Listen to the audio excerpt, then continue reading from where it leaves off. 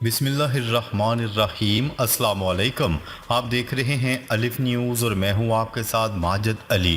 شامل کرتے ہیں آج کی آن لائن ہیڈ لائنز۔ صہیونی فوج کے ٹھکانوں پر حزب اللہ لبنان کے میزائلوں کی بارش۔ صہیونی حکومت کے ریڈیو نے رپورٹ دی ہے کہ جنوبی لبنان سے شمالی مقبوضہ فلسطین کی المطلع کالونی کی جانب 3 اینٹی بختر بند میزائل فائر کیے گئے۔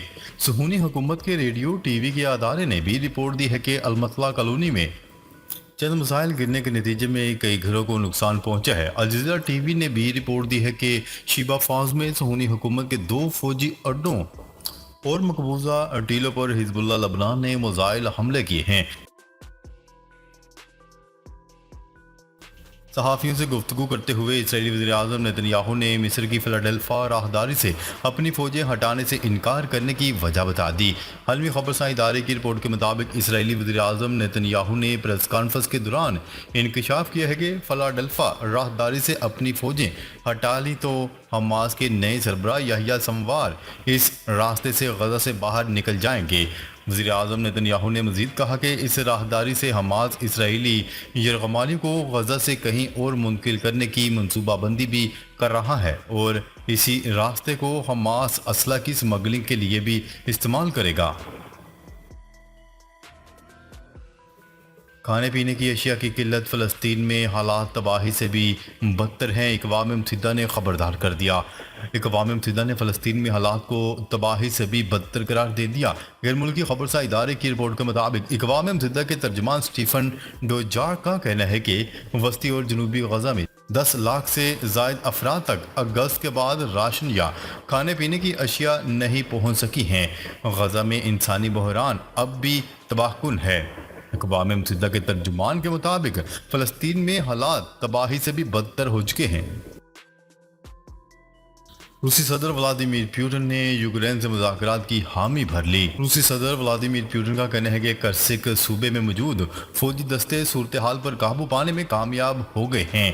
یوکرینی افواج کی پسپائی سے حالات مستحکم ہونا شروع ہو گئے ہیں۔ یوکرینی فوج روس کو شکست دینے میں ناکام رہی ہے۔ جمعے کو ایک بیان میں روسی صدر نے عسکری حکام سے ملاقات کے دوران عندیہ دیا کہ یوکرین کی جانب سے یوکرین کی فوج کو ایک ایسے وقت میں نقصان اٹھانا پڑا جب روسی فوج نے یوکرین میں اسٹریٹجک پروکوسک کی جانب پیش رفت کی ہے۔ برطانیہ کا یوکرین کو 16.2 کروڑ پاؤنڈ قیمت کے میزائل فراہم کرنے کا اعلان۔ عرب میڈیا کی رپورٹ کے مطابق برطانوی حکومت کا کہنا ہے کہ وہ یوکرین کو ہلکے وزن کے 650 ملٹی رول میزائل فراہم کرے گی جن کی قیمت 16.2 کروڑ پاؤنڈ ہے۔ اس اقدام کا مقصد یوکرین کو روسی ڈرون طیاروں اور بمباری کے مقابل تحفظ میں مدد کرنا ہے۔ یاد رہے کہ روس نے گزشتہ ہفتے یوکرین پر ایک بڑا حملہ کیا جو 2022 میں جنگ کے آغاز کے بعد سے اب تک کا سب سے بڑا فضائی حملہ تھا۔ یوکرین اپنے دفاع کے لیے بارہا مزید فضائی دفاعی سپورٹ کا مطالبہ کرتا رہا ہے۔ سعودی وزیر خارجہ سے جرمن ہم منصب کی ملاقات، غزہ کے حل پر تبادلہ خیال۔ سعودی عرب کی سرکاری خبرساں ایجنسی کی رپورٹ کے مطابق استقبالیہ تقریب میں دونوں وزراء خارجہ نے دونوں ملکوں کے تعلقات کے فروغ کے علاوہ علاقائی اور بین الاقوامی امور اور معاملات پر تبادلہ خیال کیا۔ سعودی اور جرمن وزراء خارجہ نے غزہ کی تازہ ترین صورتحال اور بحران کے حل کے لیے کی جانے والی مشترکہ کوششوں کا بھی جائزہ لیا۔ ہم نے مصر کی ریڈ لائن عبور کر لی، اسرائیلی وزیراعظم نیتن یاہو کی اہم گفتگو لیک ہو گئی۔ اسرائیلی وزیراعظم نیتن یاہو کی ایک گفتگو لیک ہوئی ہے جس نے مصر کو اشتعال دلایا۔ انہوں نے فلاڈیلفیا محور میں رہنے کی خواہش کا اعلان کیا جو مصر کی سرخ لکیر ہے۔ انہوں نے غزہ میں ہتھیاروں کی سمگلنگ کے بار بار الزامات لگائے جس سے اسرائیلی کابینہ میں ان کے ساتھی وزراء کو ہی شدید غصہ آیا۔ غزہ جنگ بندی کے لیے امریکہ اسرائیل پر حقیقی دباؤ ڈالے، حماس کا مطالبہ۔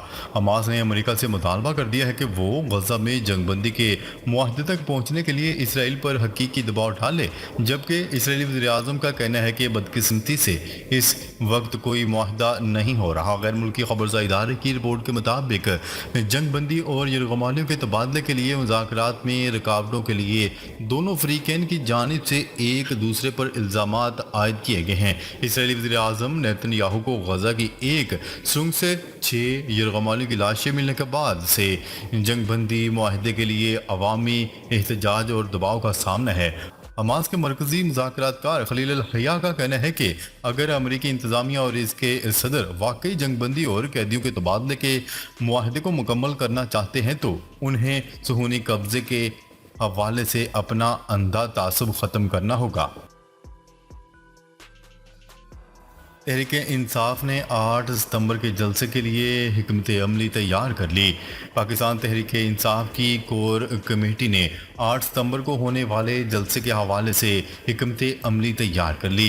نیوز رپورٹ کے مطابق چیئرمین بیرسٹر گوہر کی زیر صدارت پی ٹی آئی کی کور کمیٹی کا اجلاس ہوا، جس میں ملک کی موجودہ سیاسی صورتحال، نیب ترمیم فیصلے کے بعد بشرا بی بی اور بانی چیئرمین کے خلاف توشہ خانہ کیس میں درخواست دینے پر غور کیا گیا۔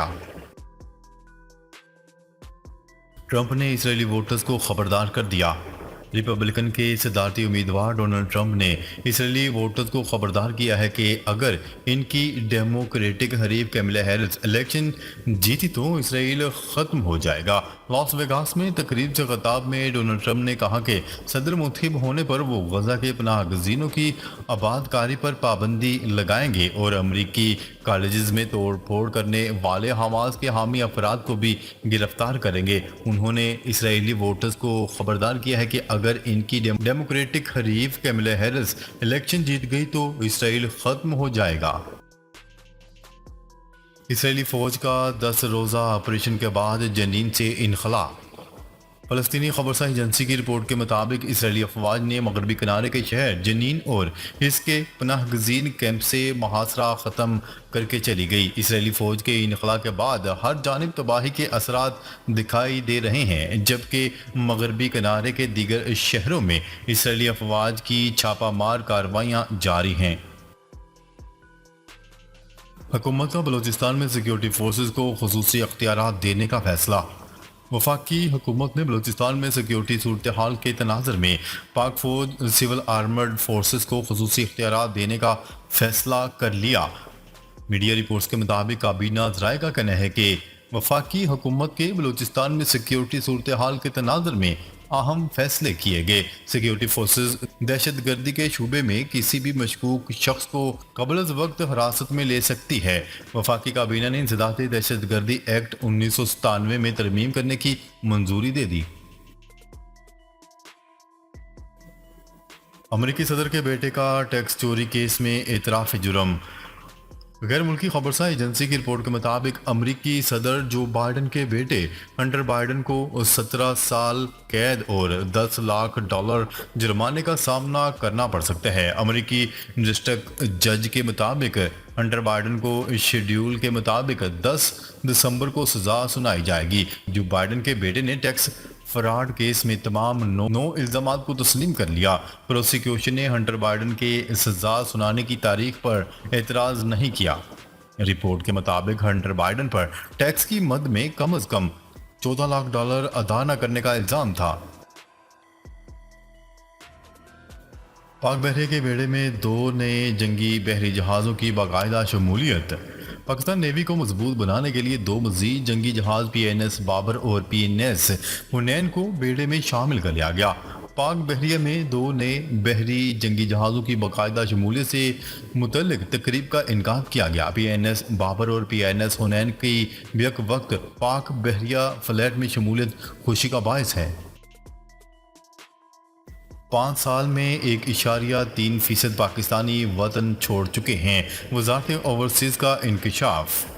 سینٹ اجلاس کے دوران وقفہ سوالات میں وزارت اوورسیز پاکستانیز کی جانب سے رپورٹ پیش کی گئی، جس میں کہا گیا ہے کہ 5 سال میں 1.3% پاکستانی وطن چھوڑ چکے ہیں۔ وزارت اوورسیز پاکستانیز نے انکشاف کیا ہے کہ سال 2019 سے اگست 2024 تک 32,75,000 پاکستانیوں کو بیرون ملک بھیجا گیا۔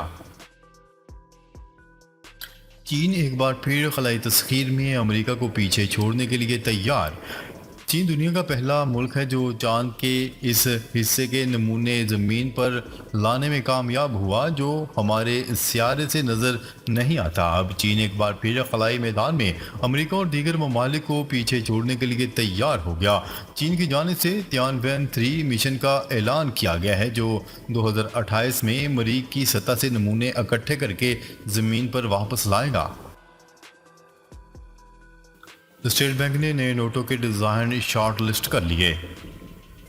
स्टेट बैंक ने 10 रुपये से 5,000 रुपये तक के नए नोटों की दीदा जेब डिज़ाइन शॉर्ट लिस्ट कर लिए। स्टेट बैंक के मुताबिक इब्तदाई मरहले में 10 रुपये, 500 और 5,000 रुपये के करेंसी नोट के 2 डिज़ाइन शॉर्ट लिस्ट किए गए हैं जिनमें से एक की मंजूरी बाद में दी जाएगी। नए नोटों पर कायद आज़म मोहम्मद अली जिन्ना और मोहतरमा फातिमा जिन्ना की तस्वीर नुमाया है। नए करेंसी नोटों को इंटरनेशनल मियार के मुताबिक तैयार करके दिसंबर तक जारी कर दिया जाएगा। नाजरीन, अब तक के लिए इतना ही। मज़ीद ख़बरें लेकर बहुत जल्द आपकी खिदमत में हाजिर होंगे। तब तक के लिए अपना ख्याल रखिएगा। अल्लाह निगहबान।